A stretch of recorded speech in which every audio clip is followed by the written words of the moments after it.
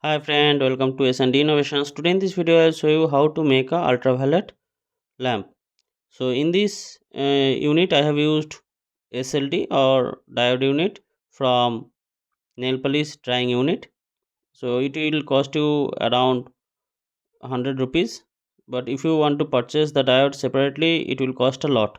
So it is better to collect the diode from the nail polish drying unit and install it in a smaller space as shown in the video. So the most important thing in this case is you can run the diode only for 60 to 90 seconds, not more than that. So I have provided a cooling unit, that is a small fan which will run in 5 volt with the unit, so that the heat generated by the ultraviolet LED will be dissipated soon. So friend, let's check how it works.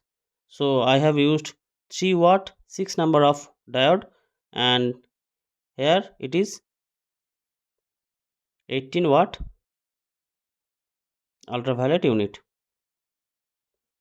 So I have checked that it is not heating up, and you can run it as long as you want. So friend, I think all of you have liked this video, so please subscribe S&D Innovations and don't forget to press the like button. Thank you. Help me to increase my subscribers. Thanks.